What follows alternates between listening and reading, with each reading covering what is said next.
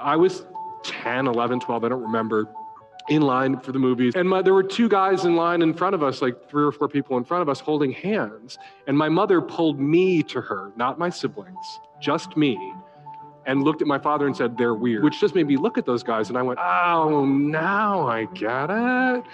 I'm weird like they're weird. And I looked at them and I thought, they look happy. They look like they're in love. I'll be fine. Inform brings you incredible stories. I left 2 days before the revolution. It killed me so hard. James has never experienced the taste of fruits that haven't been attacked by pesticides, just like he's never experienced a neighborhood that hasn't been attacked by bullets. Some things just go hand in hand. People say what's on their mind. I think that it is a cardinal sin to lie to the American people about war.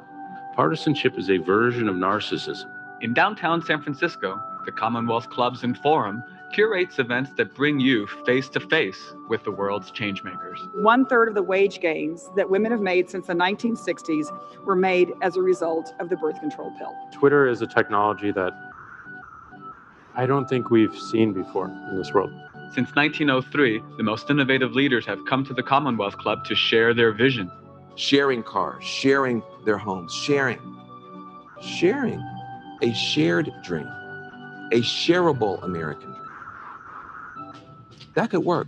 You each can play a role in helping us chart a better future. Housing and health and education and policy all live close to the surface in us when our children are murdered. It's all the same story. We bring together the visionaries shaping the emerging trends in technology. It was a combination of Instant and Telegram. It was the idea that you could take a moment in time and you could capture it and you could just send it out and broadcast it with the entire world. I just threw the site together in about a week when I was at school. Oh, great.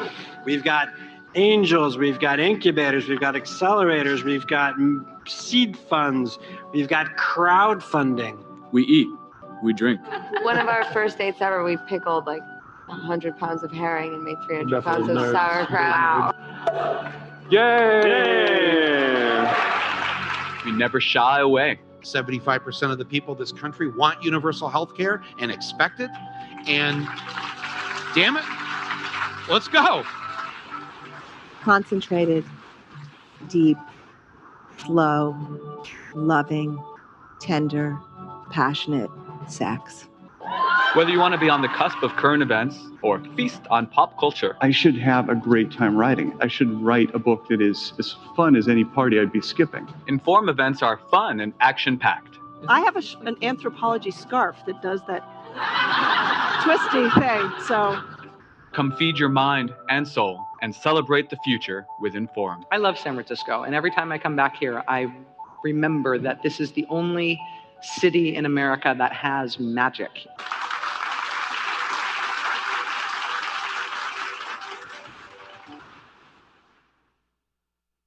Hi everyone, I'm Crystal Contreras and I'm the Director of Inform at the Commonwealth Club. Thank you for joining us today for our virtual program with feminist writer and founder of the award-winning blog Miss Afropolitan, Mina Salami. She will be interviewed by Cinnamon Girl Inc. mentor Lena Jennings. This conversation is a part of the Commonwealth Club's new focus on civics education and is in partnership with Cinnamon Girl Inc., an organization that empowers girls to be the visionaries our world needs. If you'd like to ask either of our speakers a question during this program, you can do it in either the comment or chat section of this live stream. The Commonwealth Club has temporarily suspended in-person events, but to keep the public informed during this outbreak, we are going full speed ahead with the full slate of live online programs. These programs are currently free to the public, so we ask that you please consider making a donation to help us continue our work. You can visit commonwealthclub.org/online to learn more, and you can also text the word donate to 415-329-4231 during this program.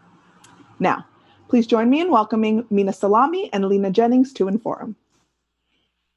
Thank you so much, Crystal. Hello and welcome to today's virtual program with Inform at the Commonwealth Club. My name is Lena Jennings and I'm an equity strategist at Google as well as a Cinnamon Girl Inc. mentor. I am pleased to be in conversation with feminist writer Mina Salami. And Mina is the founder of the award-winning blog Miss Afropolitan and the author of a new book, Sensuous Knowledge. So we asked students from around the country to submit video questions for Mina today, and we'll get to a few of those at the end of the program. And so if you would like to ask us a question, add them to the chat or in the comment section, and we will definitely try to get to them if we have time. So without further ado, let's get started. Thank you so much for joining us today, Mina. Thank you so much, Lena, and thank you to Cinnamon Girl and to Commonwealth Club for having me. I'm really pleased to be here. Yes, we are happy to have you. So let's dive right on in. We have some exciting content to talk about, and we have lots of good questions from students around the country that we want to make sure we get to. And so just to start off, we know that you are proficient in 5 languages. You have lived in Nigeria, Sweden, Spain, New York, and you're currently in London. And so my question for you is, how has this global perspective influenced your writing and view on feminism? Very much, but not intentionally, you could say. It has influenced my feminism to a great extent and in different ways. So growing up in Nigeria, I was witness to a particular type of society and a particular type of patriarchy that was very much enmeshed with colonialism, because Nigeria had been colonized for a century by the British. And so there was this mix of what we could say indigenous patriarchy with the kind of colonizer patriarchy. And then I moved to Sweden and later to New York, and I'm now in London and having lived in Spain. And in each country, I think what is really interesting is that the way that the patriarchal education works is slightly different, but also it's fascinating and troubling that in each country that there is this education, and that women in all parts of the world are being educated and indoctrinated to see themselves as of lesser value than men. But I think seeing how this plays out in so many different parts of the world, and even in Sweden, which is one of the most egalitarian countries in the world when it comes to gender, although perhaps not when it comes to race, or definitely not when it comes to race, unfortunately. But even in Sweden, there were still so many obstacles that women were fighting against. So yeah, it informs my feminism very much in the sense that I am starkly aware of the need for feminism, because I have seen that this problem exists everywhere. Yeah, and kind of based off of your experiences in these 5 different countries that you have lived in, what would you say has been like the through line of the biggest need or the biggest kind of indoctrination that you've seen in these drastically different countries, but with the same problem? Definitely that women are robbed of our power. So in each of these societies and everywhere in the world, women are being indoctrinated into a male way of thinking, and we're being told that we cannot do certain things. So we don't feel that we have the power to shape our lives the way that we might want to shape them, or to enter politics, or to shape society, or to take particular roles within the family and household. Everywhere we are being robbed of power in ways that are so subtle that we sometimes don't even notice it. And of course, the thing about power is that it is also the source of something that is equally fundamental in life, which is joy. And if you don't feel empowered to make decisions that are rooted in your own preferences, and to witness and live in a society that shapes itself around your needs as much as it does around the needs of the other half of the population, then it's very difficult to pursue joy or power, for that matter, because you feel as though you're constantly in a state of kind of double consciousness. Yeah. So that's interesting. So I'm going to kind of skip around. Start on a light note. Let's start on a light note. So you brought up the topic of joy, and I think joy is one of the things where despite all of the things that we as women, especially women of color, go through, it is so easy for us to not possess joy. It's so easy for us to be upset about our inequities, upset about the things that bring us 10 steps back, and upset about all of these other external factors that are outside of our control. But what is so powerful about joy and possessing it and kind of living our lives on our own terms and daring greatly enough to possess the joy to really just go against the grain? And that's this political act of resistance, is to possess that joy. Yeah. So what joy means, and when I talk about joy in Sensuous Knowledge in my book, I'm referring to it as something that is political and quite intentional. So it's a kind of joy, as I say in the book, that Sensuous Knowledge is kind of the baby if you had married joy and rage together.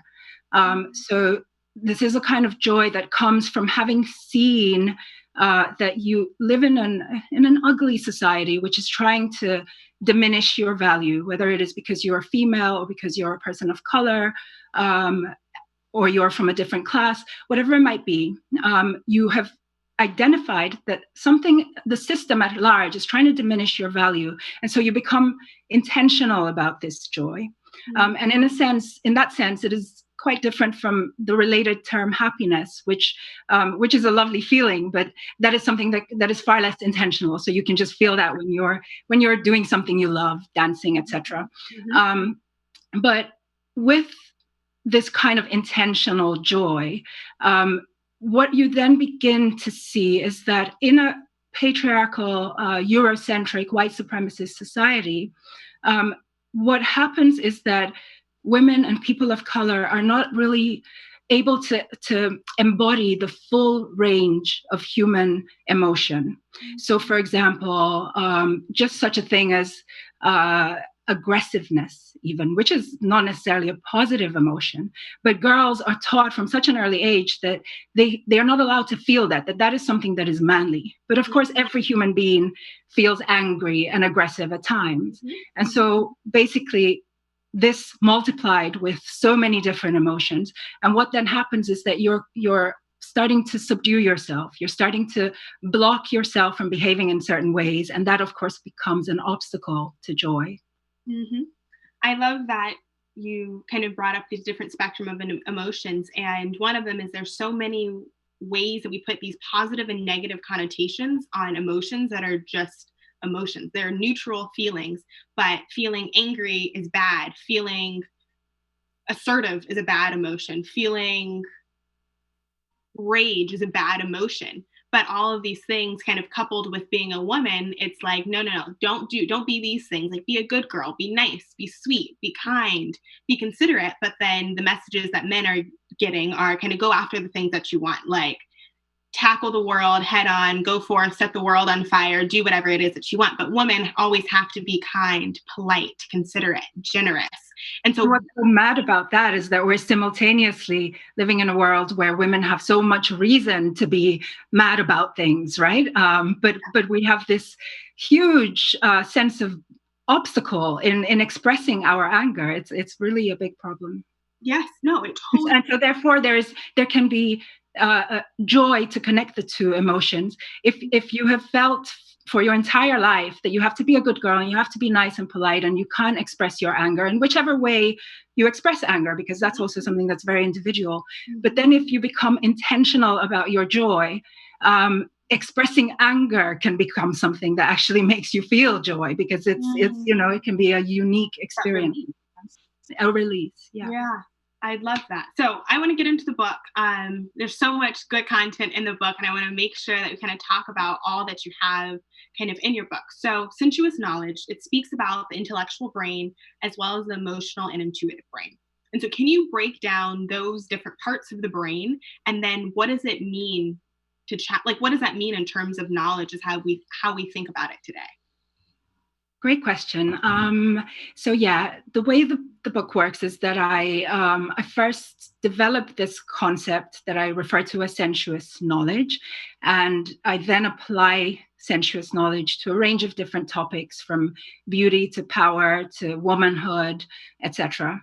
And in brief, sensuous knowledge is it's a combining, a synthesizing of, as you said, intelligence of the brain, like of rational thinking and logic, with emotional intelligence. And the way that I figure one must do that, because I think it's important that we do that, because what the systems, the oppressive systems that we've briefly spoken about, such as patriarchy and white supremacy, what they do is that they create these fragmentations in our mind. So we think that we have to be either rational or emotional, but that is not how human beings are. We are holistic beings. And so I found that it is important for us to integrate these two ways of knowing. And the way that I think we do that is by mixing and interweaving things like science and technology, but also with arts and mythology and poetry and music, and the natural world, seeking to find knowledge from trees and rivers, etc. And so I developed this concept, and then I apply it on these different topics. Yeah. And how does that challenge our limited knowledge of knowledge? How does that challenge our limited viewpoint of how we view knowledge kind of traditionally today? Well, what it does is that it, because another thing that is really, or three things that are very central to sensuous knowledge, is that it is a woman-centered paradigm, and it is Africa-centered, and it is firmly rooted in Black feminist theory. And this is important then, because when you then look at a concept like beauty, for instance, with this prism of sensuous knowledge that is embodying all of these ideas that I've just spoken about, and that is woman-centered and Africa-centered, etc. If you, as a person of African heritage, as a woman of African heritage, look at it with yourself at the center, beauty suddenly means and can be something very different to what I call Euro-patriarchal knowledge, which is what I contrast to sensuous knowledge, what it tells us about beauty. And this applies to pretty much every single universal concept. We have been looking at concepts through the eyes, through male and white eyes, so to speak. And it's not that those eyes have only produced bad things or ugly things. I want to be clear about that. There's a lot of very valuable knowledge in the world that was created by men and white people and so on and so forth. Right? But there's something about having to put yourself at the center in knowledge production that is really political and transformative. Mm-hmm. And I think it's also a big part of that is telling our own stories and having us be our own historians, as opposed to having the other or the opposing side or the differing side kind of tell our stories for us, or tell the story for the entire world, when they, again, come from their limited knowledge and experience, but we have a completely different set of experience just based off of our cultural differences, based off of our spatial differences and how we've grown up and how we were upraised in our upbringing. Absolutely. And this isn't coincidental, because we quite often can feel that, we have to become our own historians, and become challenged in becoming our own historians, because it isn't simple. And that has to be constantly articulated, that becoming our own historians is an act of resistance, because we are living in societies where our governments, our popular culture, our families, very often are not wanting us to be our own historians. And once you get that, again, going back to this thing about having a kind of moment of confrontation, then you can confront that system more easily, because you see that this is not supposed to be an easy task. I can't just tell my story, because somebody is going to have an issue with it. And that kind of motivates you a little bit more if you want freedom, right? Definitely. No, telling your story is definitely a route to freedom and a means to freedom, and not just I think it's your own personal freedom, where if you kind of get the courage and you dare greatly enough to own your story, to own your voice, and to use your voice for good, and to counteract kind of the larger topic and the larger narratives of this world, it's one of those things where it's terrifying, but it's incredibly liberating to do so, to own your story, to broadcast it, and use your experiences and your problem as this platform. Exactly. It's very liberating on a personal level, just as you say. And then it is also very liberatory, as Bell Hooks, the feminist theorist whom I cite a lot in my book, she might use that word. She uses that concept, liberatory, for all of us at large. And by us, I mean those of us who have been silenced, whose voices have been suppressed. Because when we speak our truth and tell our own story, we are gifting each other, right? Because then if I do that, then you feel like, oh, I can do that too, and vice versa, right? So it's a reciprocal act of resistance, you could say. Yeah, it is one of those where we feed off one another to empower someone else to do it. So in that same vein about freedom and liberation, you write in your book, you can hang decorations in the master's home. You can spray slogans about freedom on its walls. You can create altars of equality in its gardens. But the master's house will still be a prison for everyone but the master himself.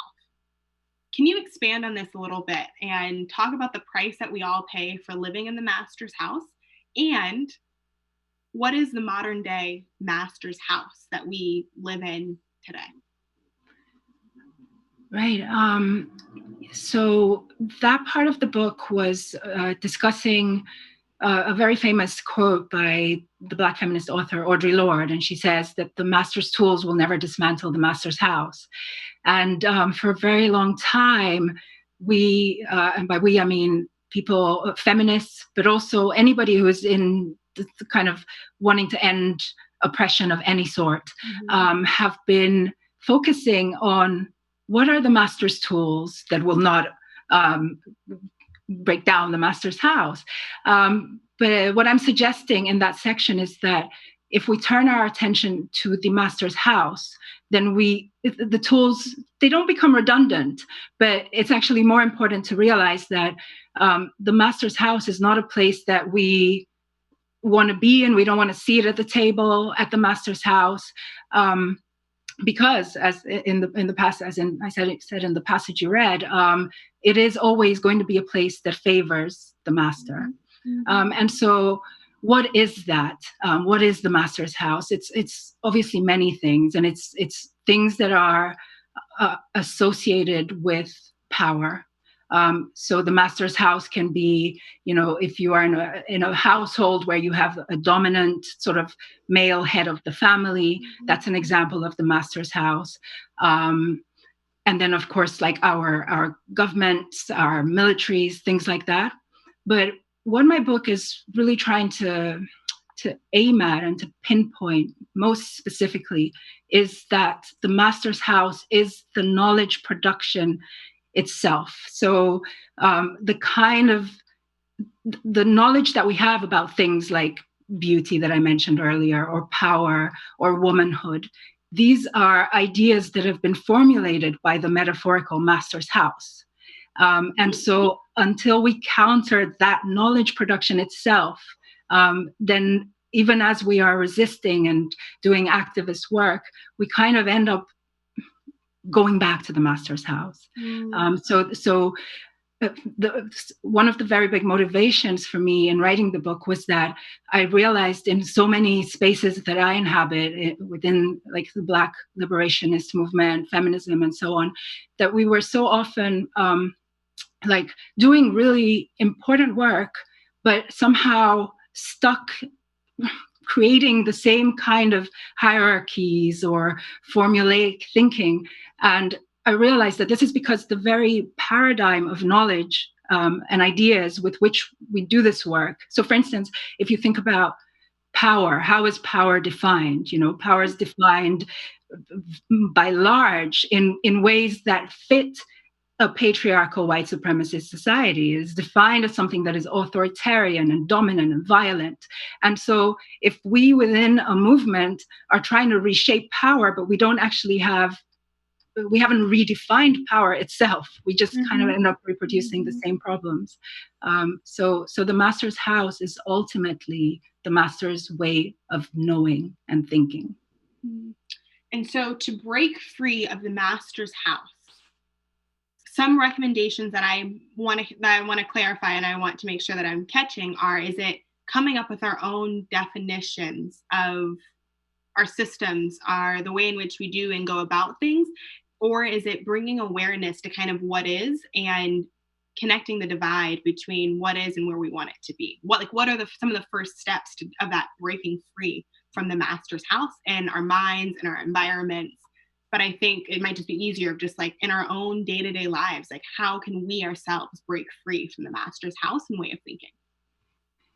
I really love that question because you've answered it almost, because it is that fact that once you have awareness of how something is, how ugly something is, how it is suppressing you, etc., then you kind of, it's like an innate automatic reaction to want to reimagine it. So the two go hand in hand and you can't separate them. But I would say that awareness probably comes first, and because then it's just so automatic that you start reimagining, recreating new language. I mean, the whole feminist movement and the civil rights movements and Pan-Africanism, this is exactly what happened. People became aware of a particular type of injustice and automatically started to form movements along wanting something different.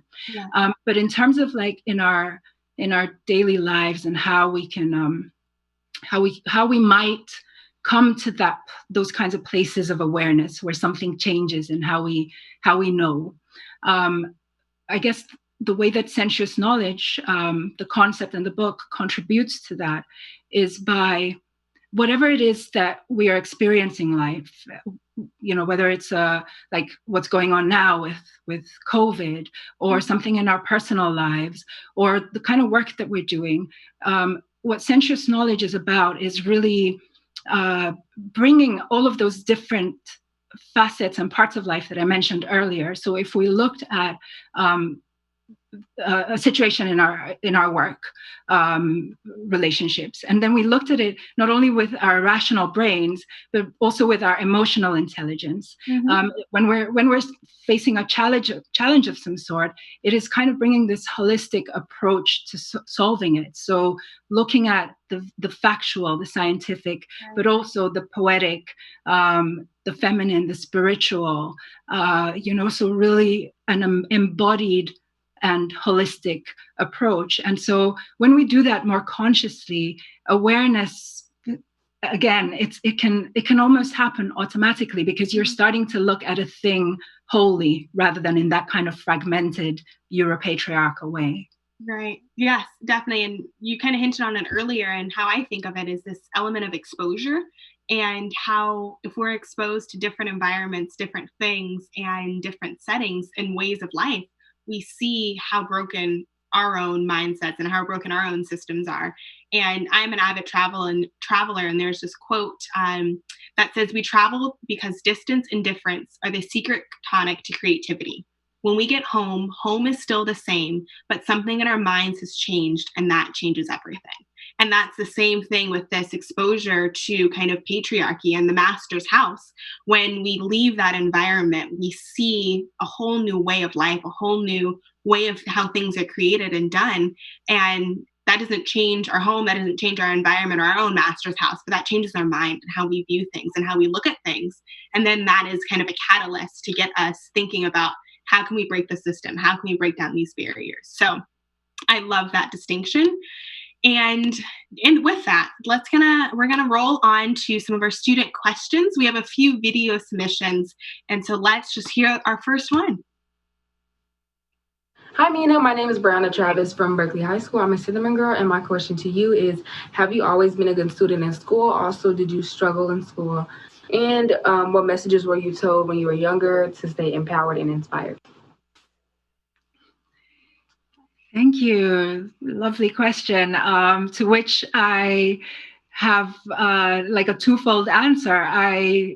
was both good at school, and then I was a bit of a troublemaker later in school. And I think this had something to do with the different environments. I did like my primary and part of my secondary school, as we call it, in Nigeria. I think that's middle school in the US. And this was a really strict environment, so you had to be on your best behavior. But it was also, we often think that is the better way of schooling, but it was quite limiting in terms of, you weren't really allowed to critically question your teachers. It was really quite militant, you could say. And then when I continued schooling in Sweden, which, my first few weeks in my Swedish school, I remember one of my classmates throwing a chair at a teacher because he had upset him. And this was such a huge culture shock for me. But eventually it did give me that gift of being able to question more. And perhaps I did that like even too much, to the extent that I became a little bit troublesome. But and what was the second question? In like empowering messages, I mean, the very most important and fundamental one was always from my mother. My mom always has said to me that focus on your joy, actually, or happiness, and make decisions. Whenever you have to make a difficult decision, choose the one that will bring you closest to your joy. And that is something that I am very grateful that she planted into me, and that I always like to tell young women to bear in mind as well. Because especially in the world that we live in today, there are just so many different choices. And simultaneously, the world is it's becoming uglier in many ways. It's becoming more corrupt. Divisions are growing. It's a harsh world for a young Black woman to step into. And so protecting your joy and your sense of self, and knowing that the choices that you can make, because you always can make a choice. That is something that nobody can ever take away from you. Even if they were to throw you into a prison cell, you still have the choice of whether you're going to sit in the left corner or the right corner. You can always make a choice. So that's something that I really like to impart to young women, that be aware, on the one hand, that the world can be really challenging. But on the other hand, there's a great source of joy and beauty in knowing that you are the only person who can decide for you what you're going to do and how you're going to behave and who you're going to become. I love that. Choose joy always. We have a few more questions. Let's get the next one going. Hi, Mina. As a young person, we hear how knowledge is power of all the time. Can you talk about the history of this phrase and its true intentions and its purpose? That's an interesting question, because there is a really interesting story behind this phrase, knowledge is power, which is it's an empowering phrase. It's one that the civil rights activists especially used. And so we use that term in Black and African heritage communities all around the world. And we should, because knowledge is power. But it is important to think about, again, what knowledge. All knowledge is not power. There is, as I say in the book, Europatriarchal knowledge can be very disempowering. And so it is therefore quite interesting that phrase, knowledge is power, was actually coined by one of the most key Europatriarchal thinkers, Francis Bacon. And he meant it not in the way that we do when we say it. He meant it literally. So he meant that if we know about women, this is something I'm making up. Bacon might not have used this particular example, but if we know that women have secret societies, then we can use that against them to acquire power. If we know that nature operates in a certain way, then we can dominate nature. If we know things about indigenous communities, then we can use that against them. So he meant that knowledge was literal And again, he also meant power in that way that is defined as dominance and violence and authority, which is not how I think we should define power. So it's a very interesting phrase in that sense. That was a great question. Okay, so let's roll on to the next one. Hi, Mina. My name is Ayana Sadith, and I am 18 years old. And my question is, if you could give a young girl 2 or 3 thoughts to live by, what would they be? Ayana, that's a great question. Thank you. So I've been going on a lot about joy. So you know that I'm going to say that you should keep that in mind and keep it in mind as something that is a political act, so to speak. Also, to be true to yourselves. Always try to understand what your own truth about something is. Try to discover for yourself. So don't just take other people's word for things that are important to you. If somebody says that this is how Black people are, or this is what such and such music is about, or anything. Even if somebody says, this is what Mina Salami's book, Sensuous Knowledge, is about, you don't know that until you discover for yourself. So have that approach in life with everything that you decide. And thirdly, I'm going to say that be light.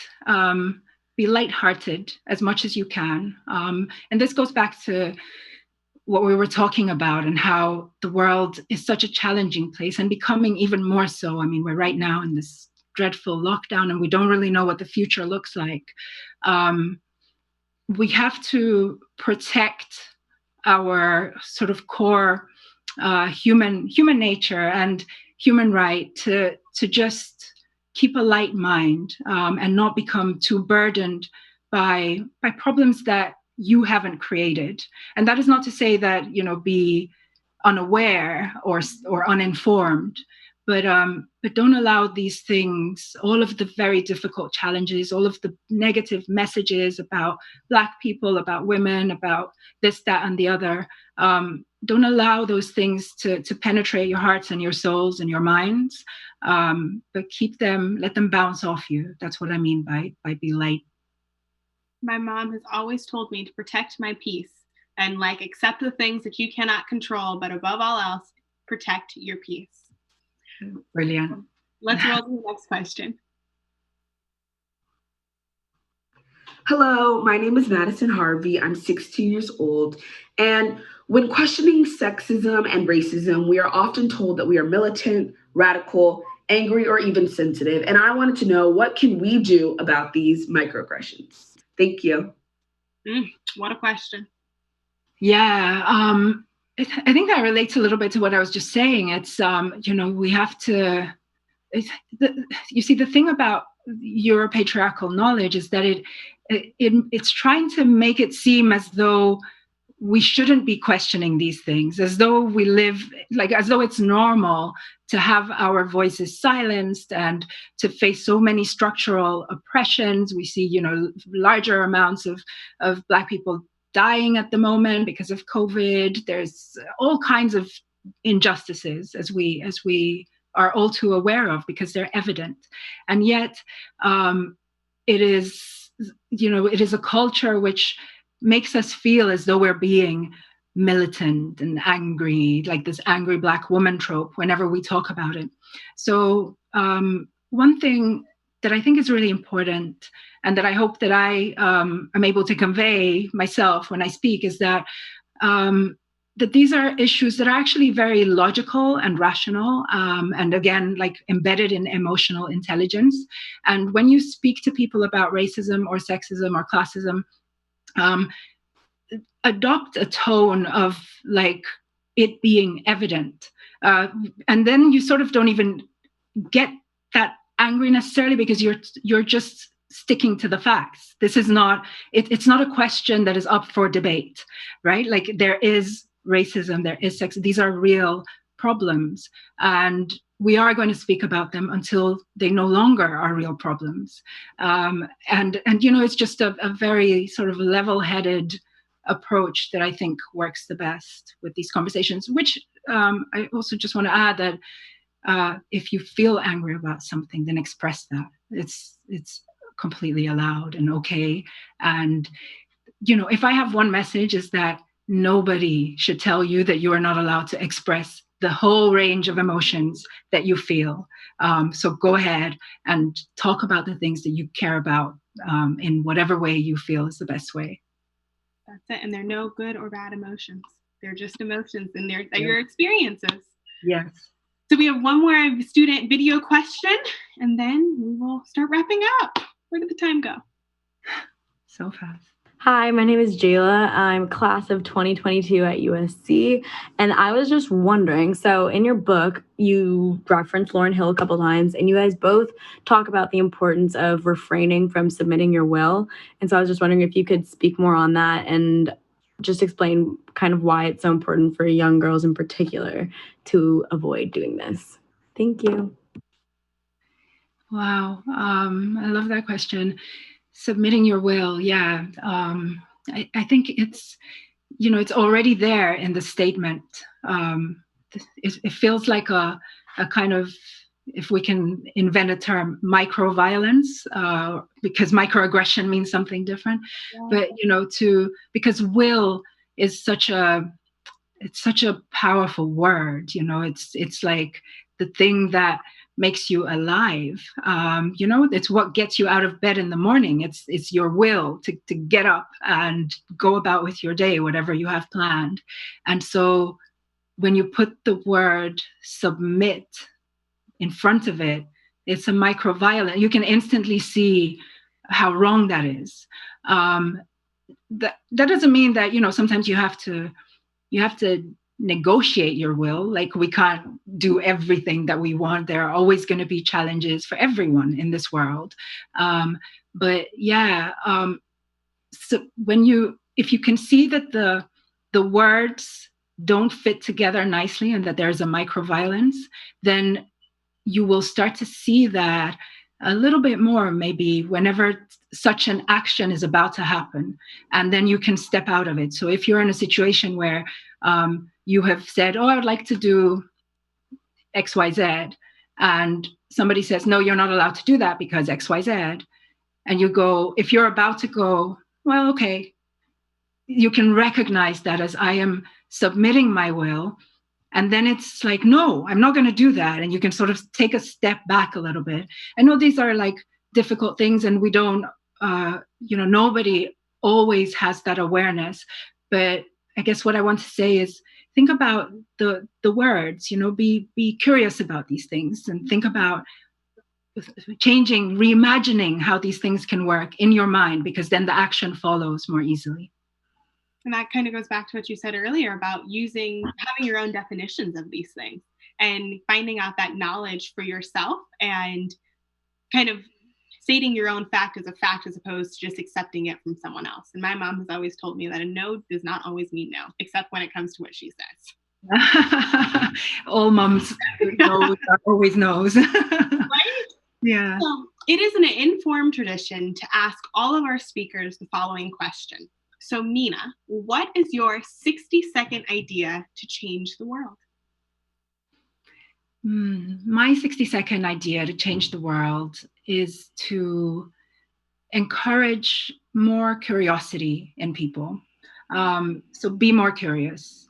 Be more curious about others, why they are the way they are, who they are, etc. Be more curious about the natural world, about animals, about trees and seas, etc. And also be more curious about yourself, why you make the choices that you make, who has, what has influenced the choices that you make. And the reason this is my 60-second idea is because curiosity breeds awareness. And the more aware we become, the more present we become. And the more present we become, that's the only way that we can change the present. So be more curious. I love that. Being present is the only way we can change the present. So important. So Mina, can you just tell all of our viewers where we can buy your book and how to best follow your work? Of course. So I have got a blog. It's msafropolitan.com. And my social media handles are all at Ms. Afropolitan on Instagram, Twitter, and Facebook. And I have hyperlinks there for Sensuous Knowledge, but you can also just Google Sensuous Knowledge and you'll get links for where to buy it. Okay, well, you heard it here first, ladies and gentlemen, at Miss Afropolitan, and you can get linked out to all of her books and follow her content on social media. So thank you to Mina Salami for joining us today at Inform in the Commonwealth Club. If you'd like to watch more virtual programs or support the Commonwealth Club efforts in making virtual programming, please visit commonwealthclub.org/give. And I'm Lena Jennings. Thank you, and stay safe, everyone. Thank you.